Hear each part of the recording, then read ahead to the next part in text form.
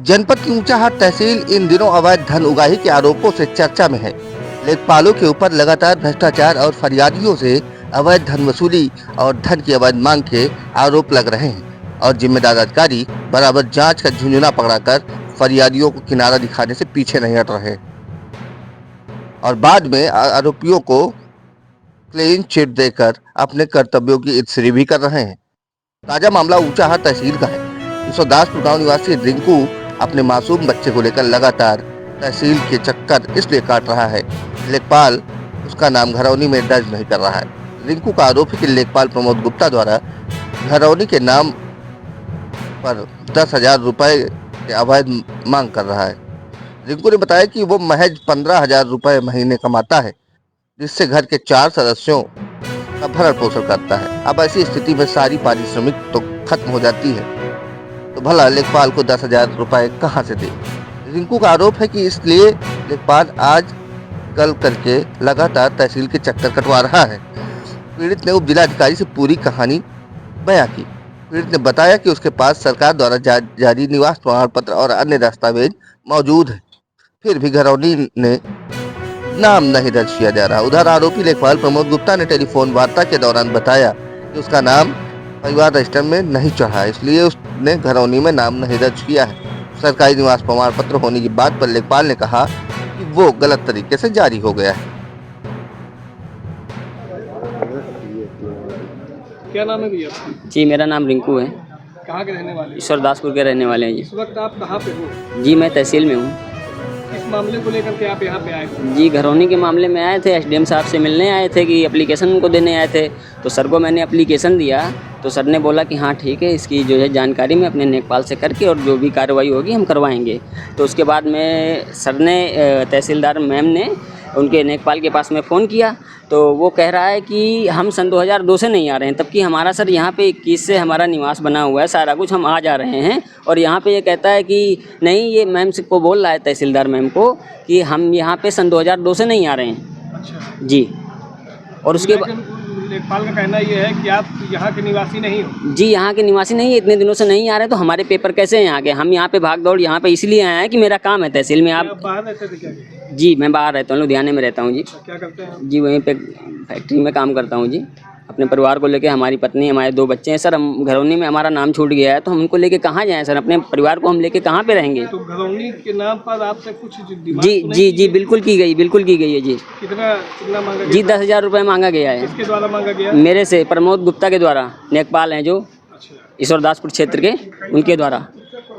और उनसे जितने बार भी मैं मिलता हूँ हाँ करके, मतलब जो काम उनसे बस में है, कई बार ये होता है कि कई सारे काम एक ही इंसान के बस में नहीं होते, तो वो जो काम उनके बस में है वो भी नहीं करते, उसमें भी हमें टहलाते रहते हैं। क्या बोलते हैं? कि हाँ ठीक है जाइए, हाँ देखेंगे, फिर करेंगे, चलो बाद में आना। फिर हमारा घरौनी का जो यहाँ पर ऊंचाहाट तहसील में जब आप आए तो यहाँ पर क्या हुआ, क्या मामला? जी मामला इनसे हमने पूछा कि सर आपने झूठ क्यों बोला मैम से? भी आपके पास में तहसीलदार मैम ने फ़ोन किया था तो आपने झूठ क्यों बोला कि हम सन 2002 से नहीं आ रहे हैं? हम तो आ जा रहे हैं, बराबर आ रहे हैं, अभी तक भी यहीं पे खड़े हैं, तहसील में खड़े हैं, आते नहीं तो ऐसे तो होते नहीं सर। तो यहाँ कहने का मतलब ये है कि जब हम आए हैं तो हमारी बात को जो है सुने बगैर, पूरी बात समझे बगैर, अपने आप से जो भी होता है ऊँचे अधिकारियों को बता देता है। अब ऊँचे अधिकारी फिर उसकी बात पर विचार करते हैं। ऐसे कर्मचारियों के लिए आप क्या कहना चाहते हैं? जी ऐसे कर्मचारियों के लिए यही कहना चाहते हैं कि जो भी कार्रवाई है इनके खिलाफ तो सख्त होनी चाहिए, क्योंकि गरीब इंसान, हम अपने बच्चों को लेकर अपना परिवार चलाएं कि इनको पैसे दें हम। कितनी आमदनी है आपकी? जी हमारी आमदनी महीने में 15-16 हज़ार रुपये है सर। उसमें परिवार चलाना, किराए पे रहना हूँ, किराए का कमरा देना, भाड़ा है सब। परिवार में कितने लोग कमाने वाले हैं? जी मैं ही अकेला कमाने वाला हूँ। कितने परिवार में कितने लोग हैं? जी 4 लोग हैं हम, हमारे 2 बच्चे, हम पत्नी जी। क्या नाम है आपका? रिंकू नाम है जी।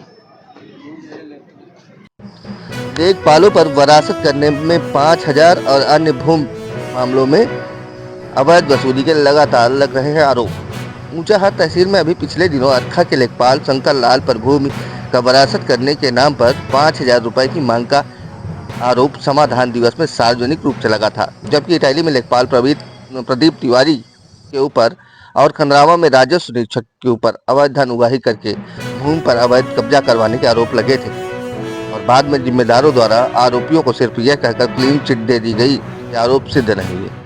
भ्रष्टाचार के आरोपों से कहीं न कहीं प्रशासनिक सिस्टम पर भी सवाल खड़े हो रहे हैं। कि क्या जिम्मेदार अधिकारियों ने अवैध धन उगाही के लिए अपने मातहतों को इतनी छूट दे रखी है, या कहीं अवैध वसूली का कुछ अंश जिम्मेदारों की जेबें भी गर्म कर रहा है। मामलों में अवैध वसूली और अवैध धन उगाही पर उप जिलाधिकारी विवेक राजपूत ने बताया कि लेखपालों पर लगे आरोप सिद्ध नहीं हुए हैं, जबकि ईश्वरदासपुर प्रकरण की जांच करवाई जा रही है। ये शिकायतकर्ता हैं रिंकू ईश्वरदासपुर की। यह जन सुनवाई में सुबह मेरे ऑफिस आए। इनकी शिकायत थी कि जो घरौनी वितरण हुआ है उसमें इनका नाम मिसिंग है। तो उस समय तहसीलदार महोदय भी मेरे कार्यालय में ही उपस्थित थी। तो उन्होंने इनको अवगत कराया कि जब प्रथम बार घरौनी वितरण का कार्यक्रम हुआ या घरौनी का जो ड्राफ्ट दिया गया था गाँव में, तो उसमें आपत्तियाँ मांगी गई थी।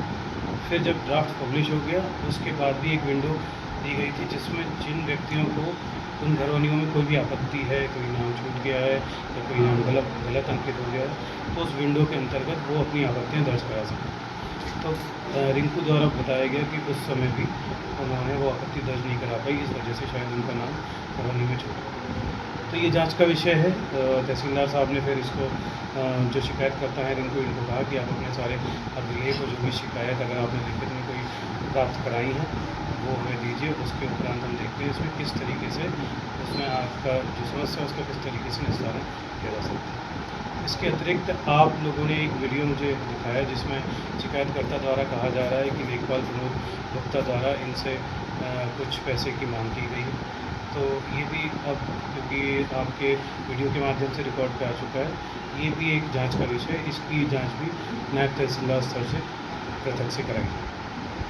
तमाम सारे मामले और लेखपालों पे आरोप लग रहे हैं बराबर कि उनके द्वारा अवैध वसूली की जाती है। पिछले दिन समाधान दिवस में भी आपके सामने एक मामला आया था जिसमें शंकर लाल लेखपाल के ऊपर आरोप लगा था विरासत के नाम पे 5,000 रुपये वसूली करना। उसमें क्या कार्रवाई हुई? जो शंकर लाल वाला प्रकरण बता रहे हैं जिसमें विरासत की कार्रवाई में उन्होंने ढील डाली हुई थी, तो उस समय उनको निर्देश दिया गया था। पता चला कि जो शिकायतकर्ता हैं वो कुंडा के रहने वाले थे और जो लेखपाल से उसका स्पष्टीकरण मांगा गया तो उन्होंने बताया क्योंकि उनके कार्य क्षेत्र में निवास नहीं करते हैं इसलिए डायरेक्टली उसका सत्यापन वो करने के अधिकारी नहीं। तो यहाँ से उनके द्वारा पत्र भेज के उसका सत्यापन कराएगा। वर्तमान स्थिति ये है कि उनकी जो विरासत का कार्य है वो पूरा हो गया। रायबरेली ऊंचा हाथ से वीडियो जर्नलिस्ट अनुभव सिंह के साथ सूरज शुक्ला, सारस लाइव टीवी, रायबरेली। वो उस चीज़ को हमने अभी फिलहाल